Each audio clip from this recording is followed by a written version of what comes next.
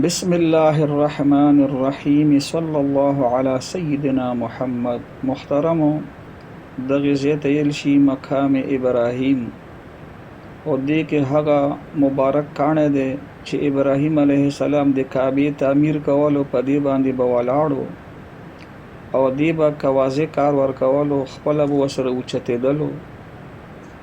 او دا هغه مبارک ځای دی چې الله رب العزت قرآن پاک کې حکم کوي واتخذوا من مقام ابراهیم مصلی، او تاسو د ابراهیم علیه السلام د ودرېدو ځای دا د مانځه ځای وګرځئ.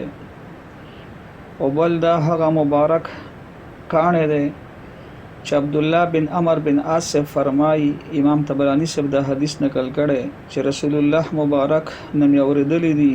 عبدالله بن عمر صاحب فرمایي چې حجر اسود او مقام ابراهیم دواړه جنت یاقوتونه دي، او کچره الله تعالی د دې دغه رڼا نه وه محجوبه کړي، نه وه یې پټه کړي، نو مشرق مغرب به د دې انوار نه روښانه و. او بل حدیث کې راځي چې رسول الله مبارک تر مبارک حضرت عباس صاحب نه روایت دی چې مقام ابراهیم او حجر اسود جنت یاقوتونه دي، او قیامت نه مخکې به دا پورته کولی شي.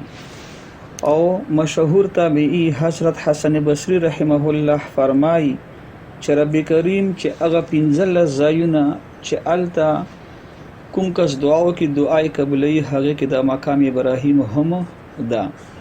او بل دا محترمو حضرت عبدالله بن عمر بن عاص فرمایي چې بهترین د سجدې ځای او د مانځه ځای مقام ابراهیم شاته ځای دی، او په صف کې د امام نهي طرف ته ځای دی. او کعبې طواف چې وشي وچکرې نو بیا 2 رکعاته واجب شي، او هغه دلته کول ډېر بهتر دی، او که نه پوره حرم کې هر چېرته وشي نو صحیح دی، خو دلته ډېر بهتر دی.